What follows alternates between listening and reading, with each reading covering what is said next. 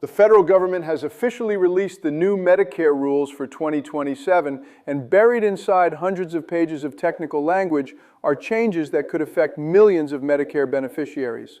Some of these updates will make it easier to get help choosing a plan. Others will change how Medicare seminars work and how agents can enroll people. And one proposal that many hoped would protect patients when their doctors leave networks was ultimately rejected.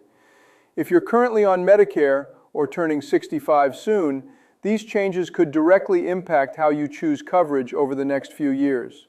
Every year, the Centers for Medicare and Medicaid Services, or CMS, publishes updates to the rules governing Medicare Advantage and Medicare Part D prescription drug plans. The 2027 contract year rule includes policy changes affecting plan operations, enrollment procedures, marketing guidelines, prescription drug coverage, and the Medicare star rating system.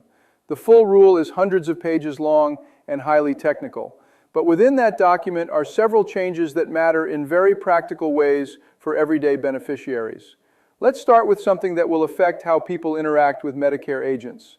If you've ever met with an agent before, you may have heard of something called a scope of appointment form, often referred to as an SOA. This form outlines exactly which Medicare topics you agree to discuss during your meeting. For example, if you schedule a consultation about Medicare supplement plans, the agent is not supposed to pivot and start selling you a Medicare Advantage plan unless that was included in the scope. Historically, there was also a 48-hour waiting rule. After signing the scope of appointment, agents were required to wait 2 full days before holding the appointment. The intent behind that rule was consumer protection, preventing high-pressure sales situations where someone might feel rushed into enrolling immediately. But in practice, the waiting period sometimes caused frustration. Imagine needing coverage quickly, calling an agent for help, and being told they legally couldn't even discuss your options for 2 days. Under the 2027 rule changes, that mandatory waiting period has been removed or significantly relaxed. Agents can now collect the scope form and proceed with the meeting the same day. For beneficiaries, this means faster access to guidance, quicker enrollments, and fewer delays. However, it also increases the importance of understanding who you're working with. When regulations loosen, consumers need to be more proactive about asking questions. Is the agent independent? How many carriers do they represent? Are they presenting all available options or only certain plans? Transparency becomes more critical when speed increases. Next, let's talk about educational events. If you've ever attended a Medicare seminar at a library, senior center, restaurant, or community hall, that was likely categorized as an educational event. Historically, agents could provide information but were prohibited from enrolling attendees on the spot. If someone wanted to enroll, they needed to schedule a separate follow-up appointment. The 2027 changes modify that structure.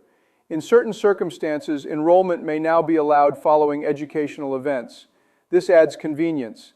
Someone attending a seminar who feels ready to enroll may not need to schedule another meeting. But it also shifts the dynamic of these events. If you attend what you believe is a purely educational seminar, you should now be aware that enrollment activity may occur afterward. That means asking up front. Is this informational only? Is enrollment available today? How many companies are represented? Medicare decisions should always begin with understanding, not pressure. Now let's discuss a proposal that many advocates supported but did not make it into the final rule. One of the most debated ideas was creating a special enrollment period when a doctor leaves a Medicare Advantage network. Here's the issue. Provider networks change regularly. Doctors retire. Hospitals renegotiate contracts. Medical groups change affiliations. Sometimes patients discover mid-year that their doctor is no longer in network. Under current rules, a doctor leaving the network does not automatically qualify you to switch plans mid-year. Many consumer advocates pushed for a rule change that would allow beneficiaries to switch Medicare Advantage plans if their provider leaves the network during the year.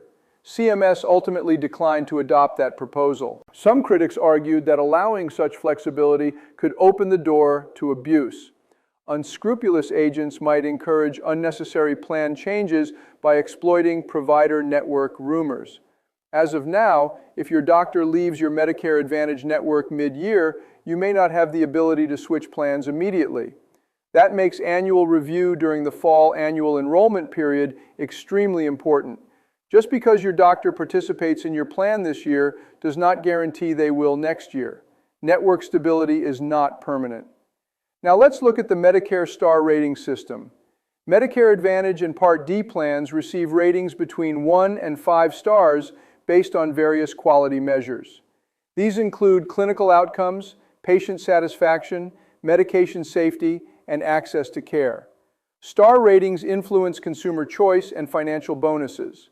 Plans with higher ratings receive incentive payments and greater visibility on Medicare's Plan Finder tools. The 2027 rule proposes simplifying the rating system by removing certain measures and focusing more heavily on clinical outcomes and meaningful quality indicators.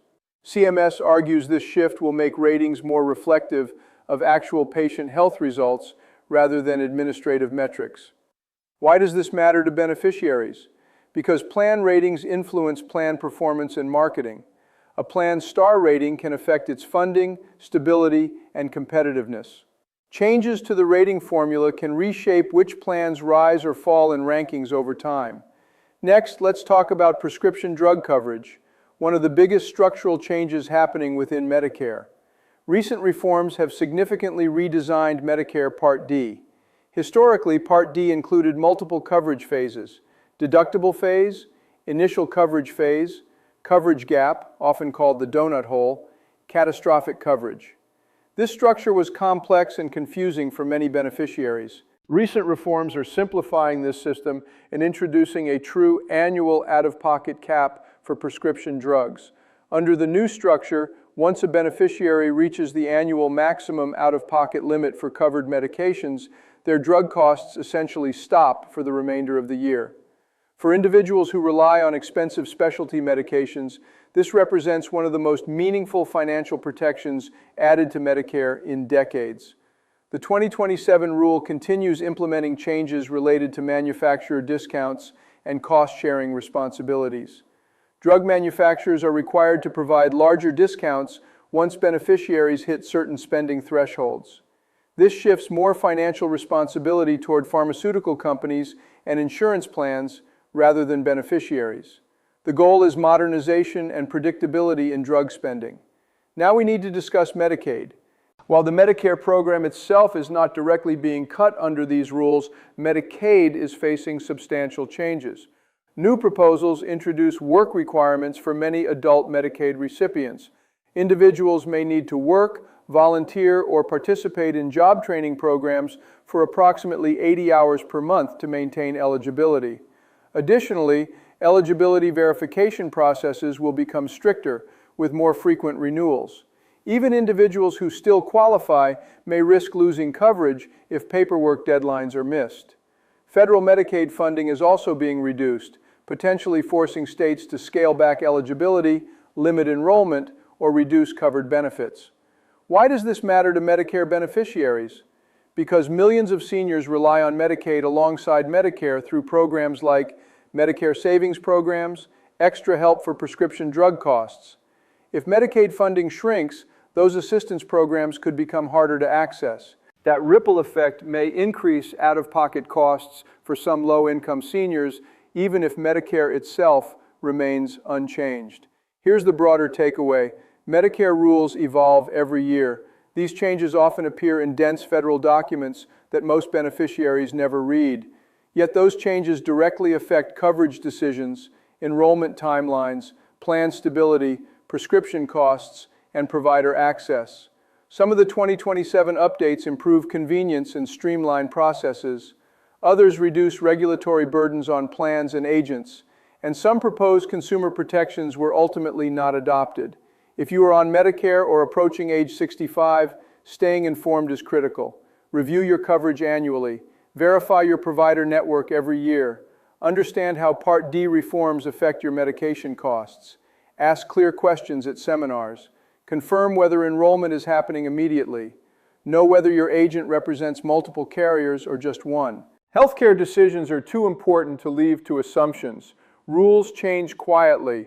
Plans change annually. Doctors move networks. Prescription coverage evolves. The best protection you have is knowledge and proactive review.